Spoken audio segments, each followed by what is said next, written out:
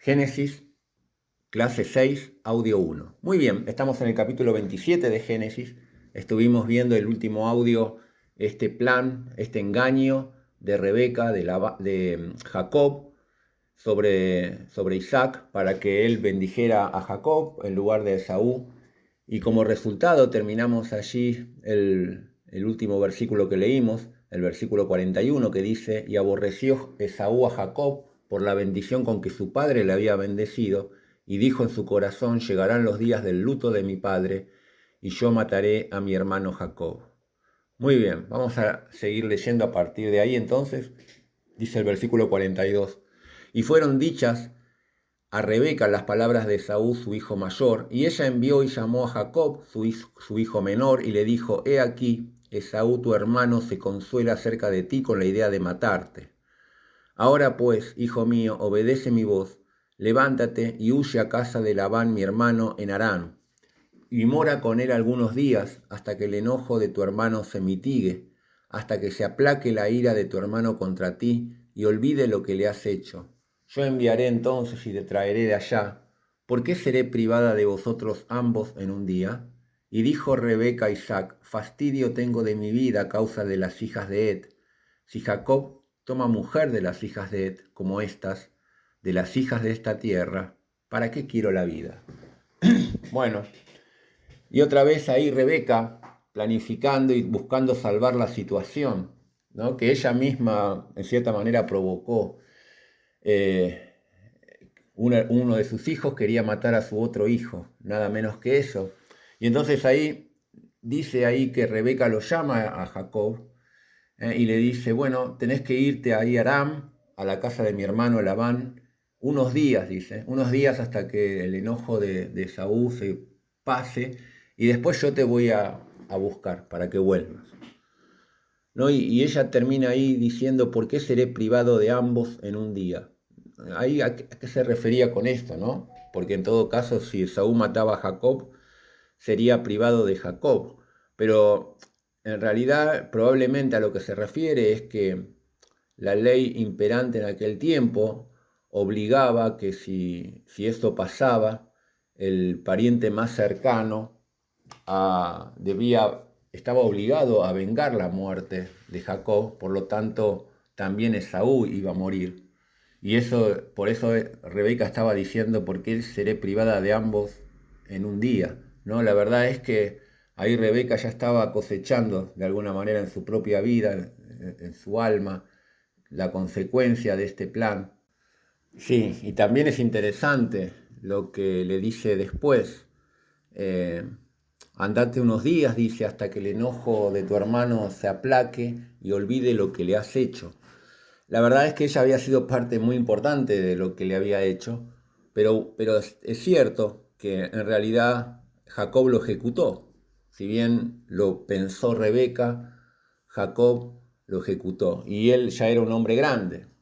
A veces vemos ahí en los franelógrafos, en las clases de escuela dominical, y se enseña acerca de esta historia, ¿no? Con los dibujitos o con las figuras ahí de Jacob vistiéndose con la ropa de oveja, ¿no? Para engañar a su padre Isaac. Y muchas veces se los representa como dos muchachos, ¿no? Que estaban allá. Pero la verdad es que no eran muchachos. Eh, la- el cálculo más probable es que ambos tenían alrededor de 75, 76 años. O sea, no tenían nada de muchachos, eran bastante grandes. Si bien tenemos que, obviamente, como habíamos dicho, tenemos que pensar que vivían el doble, por lo tanto, quizás representaban la mitad de la edad, pero no eran adolescentes en absoluto, ¿no? Y Jacob era responsable absolutamente de lo que había hecho. La cuestión es que ahí Rebeca le dice: bueno, andate unos días hasta que se vaya el enojo, yo voy a enviar para que vuelvas.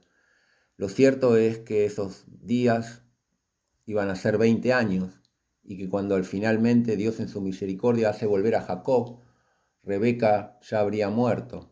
O sea, Rebeca no iba a volver a ver nunca más a su hijo, ¿no? Y ese es también un resultado de querer hacer lo que Dios sí quiere en la carne. Ya le había pasado a Sara con el plan de Agar, pero esto fue bastante peor, ¿no? Acá hubo directamente todo una artimaña y un engaño que Dios para nada necesita para que se cumpla su voluntad. Y en el versículo 46 vemos también otro aspecto, ¿no? de la amargura que sentía Rebeca, y era por las hijas de Ed, porque recuerdan, Esaú había tomado 2 mujeres de ahí de Canaán, y eso había sido un gran problema ahí, un gran fuente de amargura, y Rebeca no quería que Jacob hiciera lo mismo, y también quizás este viaje iba a ser para que él pudiera tomar esposa de sus propios parientes. Nunca pienses que Dios necesita obras en la carne para que su voluntad se cumpla. Nunca pienses que un buen fin justifica los medios. Nunca es así. Muy bien, vamos a continuar ahí con el capítulo 28. Así que vamos a leer desde el versículo 1. Dice así: Entonces Isaac llamó a Jacob y lo bendijo y le mandó diciendo: No tomes mujer de las hijas de Canaán. Levántate, ve a Padán Aram, a casa de Betuel, padre de tu madre, y toma allí mujer de las hijas de Labán, hermano de tu madre. Y el Dios omnipotente te bendiga y te haga fructificar y te multiplique hasta llegar a ser multitud de pueblos, y te dé la bendición de Abraham y a tu descendencia contigo para que heredes la tierra en que moras, que Dios dio a Abraham. Así envió Isaac a Jacob, el cual fue a Padán Aram, a Labán, hijo de Betuel arameo, hermano de Rebeca y madre de Jacob y de Esaú. Entonces aquí tenemos finalmente Isaac, quizás hablaron allí Rebeca, Isaac entiende y va a bendecir ahora a Jacob, lo va a enviar, va a ratificar lo que dijo Rebeca, lo envía a casa de Betuel, allí en Aram, y lo bendice, ¿no? Y le dice ahí: el Dios omnipotente te bendiga y te haga fructificar y te multiplique hasta llegar a ser multitud de pueblos, y te dé la bendición de Abraham, ¿no? Finalmente Isaac reconoce la voluntad de Dios en cuanto a esto, ¿no? Y ora y pide que finalmente la bendición de Abraham sea sobre Jacob. Muy bien, seguimos con el versículo 6 y dice: Y vio Esaú cómo Isaac había bendecido a Jacob y le había enviado a Padán Aram para tomar para sí mujer de allí, y que cuando le bendijo le había mandado diciendo: No tomarás mujer de las hijas de Canaán, y que Jacob había obedecido a su padre y a su madre y se había ido a Padán Aram. Y vio asimismo Esaú que las hijas de Canaán parecían mal a Isaac su padre, y se fue Esaú a Ismael y tomó para sí mujer de Mahalat, hija de Ismael, hijo de Abraham, hermana de Nebaiot, además de sus otras mujeres.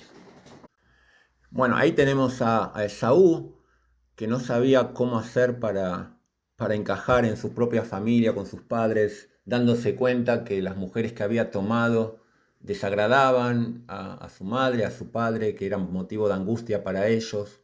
Había perdido la primogenitura, más bien la había vendido, ahora había perdido la bendición, y ve que Jacob lo habían enviado y lo habían bendecido.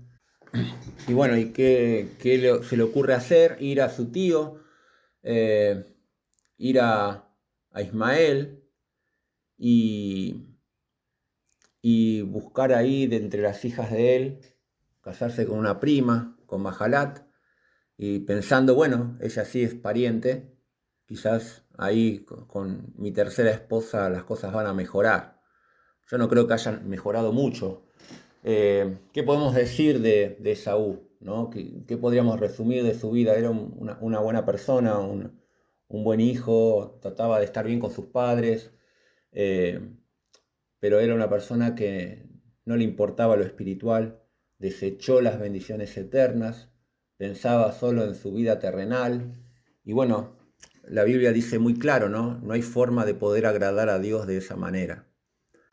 ¿Cuántas personas, ¿no? Cuántas personas como Esaú están a nuestro alrededor? Quizás algunas van a la iglesia, y se gozan allí con los hermanos y están allí y participan de las actividades, pero quizás en el fondo de su corazón no han tenido un encuentro con Dios, no tienen verdadera vida espiritual, ¿no? Y eso era la situación de Saúl, ¿no? Es más, le dijo Pablo a los corintios en un momento: examinaos a vosotros mismos si estáis en la fe, ¿no? Y es algo que debemos hacer, ¿no? Si realmente nos importa, si le damos valor, si le damos prioridad a lo eterno, o solamente, como dice la Biblia también, como decía Pablo, de algunas personas, solo pensamos en lo terrenal.